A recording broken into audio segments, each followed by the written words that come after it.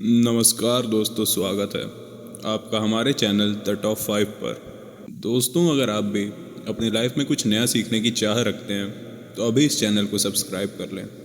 जय माता दी दोस्तों, आपका इस चैनल पर स्वागत है। माता जी की कृपा आप पर और आपके परिवार पर सदैव बनी रहे। कमेंट बॉक्स में लिखें जय माता दी। हमारे प्रिय दोस्तों, रक्षाबंधन की हार्दिक शुभकामनाएं।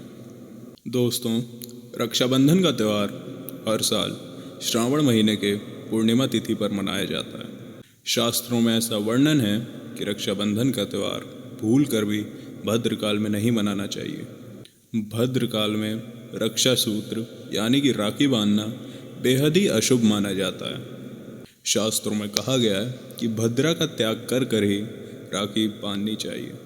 इसके साथ ही पूर्णिमा तिथि भी 2 दिन पड़ रही है, जिसके कारण रक्षाबंधन का त्यौहार किस दिन मनाया जाए, इस पर बहुत ज़्यादा ही उलझन की तिथि है।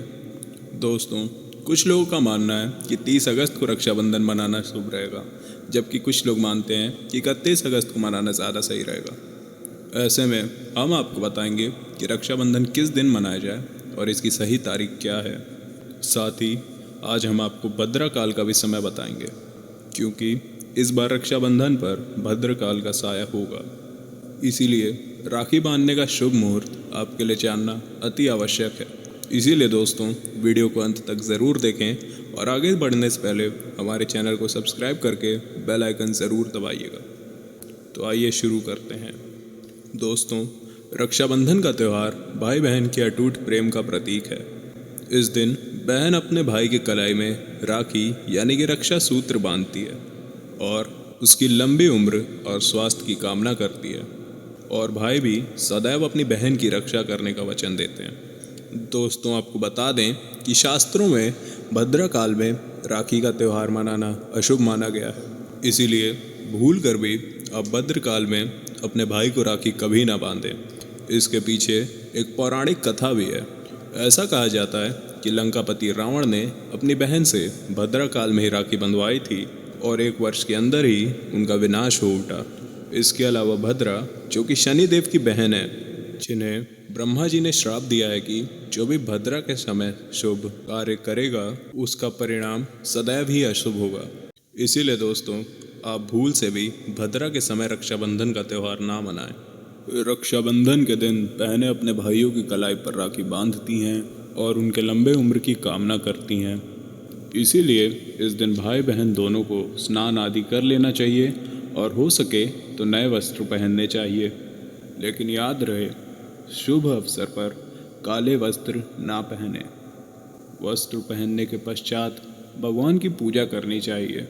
पूजा करने से पहले आप पूजा की थाली ज़रूर सजा लें।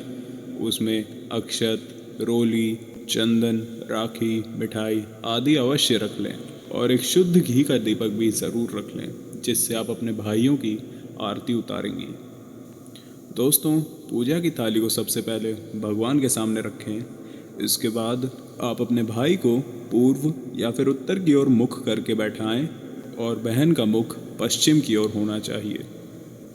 रक्षाबंधन के दिन घर में सबसे पहले पूजा पाठ हो जाने के पश्चात भगवान गणेश को राखी अवश्य बांधें और अंत में भाई की कलाई के लिए थाली सजाएं। फिर भाई को सबसे पहले तिलक करें, उन्हें रोली, चंदन और अक्षत लगाएं, उनके ऊपर थोड़े से फूल छिड़कें और अंत में भाई की आरती उतारें। अब आप अपने भाई के दाएं हाथ में राखी बांधें और इसके पश्चात भाई का मुंह मीठा कराकर भाई के लिए मंगल कामना की प्रार्थना करें।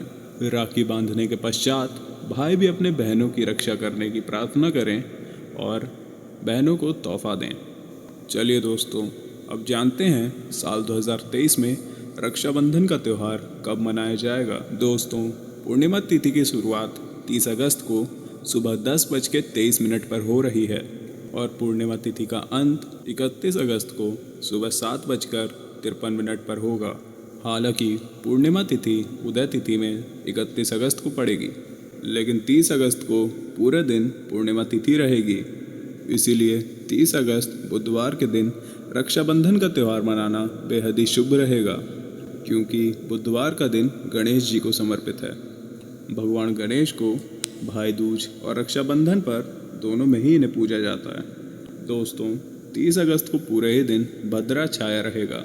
भद्रा के ख़त्म होने का समय है रात के 9:32। भद्रा खत्म होने के बाद ही राखी बांधना अत्यंत शुभ और मंगलकारी होगा। भद्रा की शुरुआत 30 अगस्त को सुबह 10:52 पर हो रही है और भद्रा की समाप्ति 30 अगस्त को रात 9:01 पर होगी। यानी कि देखा जाए तो बुधवार को ही भद्रा का साया समाप्त हो जाएगा। दोस्तों, इसीलिए 30 अगस्त को पूरे दिन भद्रा छाया रहने की वजह से राखी बांधने का शुभ मुहूर्त रात में प्रदोष के समय ही रहेगा। दोस्तों, बात करें राखी बांधने के शुभ मुहूर्त की, तो राखी बांधने का शुभ मुहूर्त है 30 अगस्त को रात 9:02 से रात 9:25 तक रहेगा। इस मुहूर्त की कुल अवधि कुल 23 मिनट की रहेगी। दोस्तों, इस बात का ध्यान ज़रूर रखें कि 30 अगस्त को पूरे दिन भद्रा का छाया रहेगा।